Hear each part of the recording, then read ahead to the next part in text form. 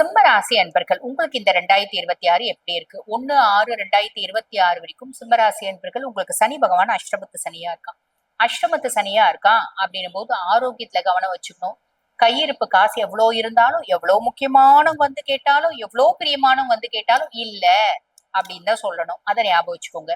குடும்பத்திலயும் வேலை செய்யற இடத்துலயும் சின்ன சின்ன குழப்பங்களும் பிரச்சனைகளும் வர்றதுக்கு வாய்ப்பு உண்டு. அதுல வந்து சும்மா அப்படியே உங்களால தீர்த்து வைக்கக்கூடிய பிரச்சனைகளை லைட்டா பேசி தீர்த்து வைங்க. முடியாத பிரச்சனைகளை கடவுள் கிட்ட விட்டுருங்க, அவர் பாத்துக்குவாரு அப்படின்னு சொல்லலாம். அதே மாதிரி நம்மளோட நெய்பர்ஸ், நம்மளோட எதிர் வீடு, பக்கத்து வீடு, மூணாவது வீடு, இவங்களுக்கு எல்லாம் நம்மளுக்கும் பெருசா அவங்களுக்கு நம்மள ஆகாம போயிடும். என்னடா காரணம் அப்படின்னா அது காரணமே இருக்காது. அது பாட்டுனா அவங்களுக்கு ஆகாம போச்சுன்னா பேசாம போட்டோம், ஆகுதுன்னா வந்து பேசணும். அதை பத்தி நம்ம எதுக்கு பெருசா யோசிப்பாரு, நம்மளுக்கு ஏகப்பட்ட வேலை இருக்குது இல்லையா, அதை பார்த்துட்டு போலாம்.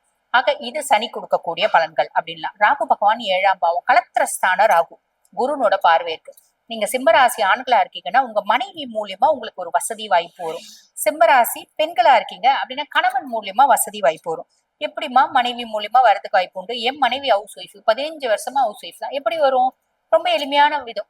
அவங்களோட பூர்வீக சொத்து பத்தி ஏதாவது இருக்கலாம், வரலாம். அவங்களே வசதி கம்மிமா, அவங்களுக்கு இருக்கதே ஒரே ஒரு வீடு, இவ்வளவு இடம், ஒரு 3 சென்ட் இடம். அந்த 3 சென்ட் இடத்த வியாபாரம் பண்றாங்க அப்படின்னா அந்த வியாபாரம் பண்றதுல ஒரு பகுதி அம்மா இந்த பொண்ணுக்கு கொடுப்பாங்க இல்லையா, ஏதோ ஒரு விதத்துல வரும் அப்படின்றது நியதிங்க. ராகு கொடுக்கணும் அப்படின்றதும் நியதி. எந்த விதத்துல வரும் நீங்க தான் கமெண்ட்ல போடணும். புரியுதுங்க? எந்த விதத்துல உங்களுக்கு வந்துச்சு அப்படின்றத கமெண்ட்ல போடுங்க.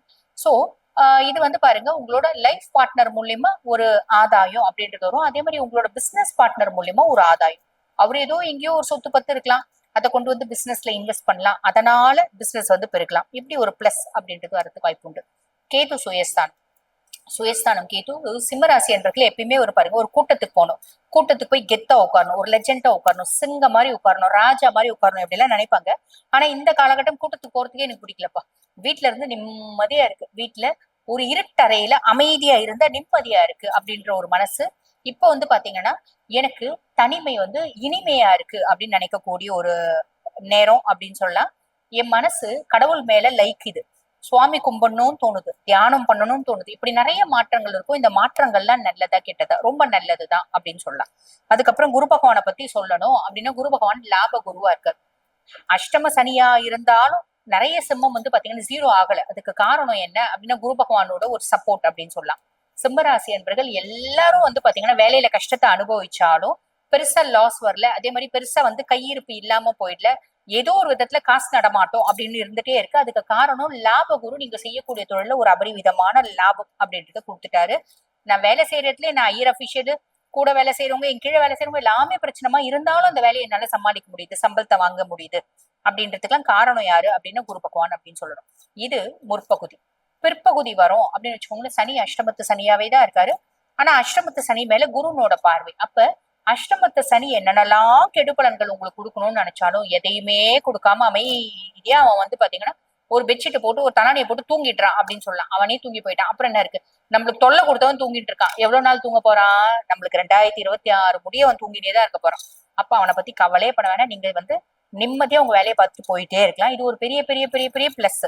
அதுக்கப்புறம் ராகு 7ஆம் பாவம், கலத்திரஸ்தான ராகு, ஆனா குருனோட பார்வை இல்லை.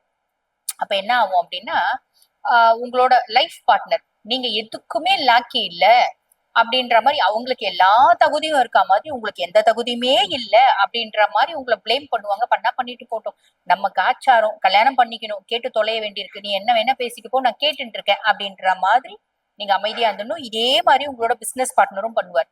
அவரோட ஒரு அறிவுக்கு, அவரோட ஒரு திறமைக்கு அவ வந்து துபாயில வந்து பாத்தீங்கன்னா ஷேக்கோட வந்து பிசினஸ் பண்ணணும், என்னோட காச்சாரம் உங்க கூட பண்றேன் அப்படின்ற மாதிரி பிஹேவ் பண்ணுவாரு. Let them say what ever they want அப்படின்ற மாதிரி நீங்க அமைதியா இருந்துறது நல்லது. இதுவும் கடந்து போகும் அப்படின்னு இருக்கீங்கன்னா பிரச்சனை கிடையாதுங்க. கேது சேம் பொசிஷன்ல தான் இருக்காரு. அதுக்கப்புறம் குரு பகவானை பத்தி சொல்லணும் அப்படின்னா குரு 12ஆம் பாவம், விரைய குருவா இருக்காரு. அப்ப நிறைய சிம்மராசி அன்பர்கள் ஒரு சுப விரயம் அப்படின்றது பண்ணுவாங்க. ஒண்ணு வீடு வாங்குறது, இல்ல சொத்து பத்து வாங்குறது, இல்ல கார் வாங்குறது, இல்ல வீட்டுக்கு தேவையான பொருட்கள் வாங்குறது, இல்ல கோல்டு வாங்குறது, இல்லைன்னா வந்து சில்வர் வாங்குறது, அப்படி ஏதோ ஒண்ணு செய்வாங்க அப்படின்னு சொல்லலாம். ஆக சிம்மம் முற்பகுதி நல்லா இருக்கு. அதுக்கும் மேல குருனோட பார்வை 4, 6, 8 சுகஸ்தானத்தை பாக்குது. ஏதோ ஒரு விதத்துல கம்ஃபர்ட் அதிகமாகுது, அம்மா சப்போர்ட்டா இருக்காங்க. கடனை அடைக்கணும்னு முயற்சி பண்ற, கொஞ்சம் கொஞ்சமா அடைச்சுட்டு இருக்கேன். ஓகேங்களா? உடல் சார்ந்த உபாதைகள் இருக்கு, அதுல இப்ப பெட்டர்மெண்ட் இருக்கு அப்படின்ற மாதிரி ஒரு அமைப்பு. ஆக சிம்மம் முற்பகுதி நல்லா இருக்கா, பிற்பகுதி நல்லா இருக்கா அப்படின்னா பிற்பகுதி ரொம்பவே எக்ஸலண்டா இருக்கு. ஆன் தி ஹோல் சிம்மத்துக்கு எவ்வளவுங்க மார்க் கொடுப்பீங்க அப்படின்னா 60% கொடுப்பீங்க. வாழ்த்துக்கள். இப்ப நான் சொன்னது வந்து பாத்தீங்கன்னா உங்க ராசிக்கான ஒரு பொதுவான பலன்க.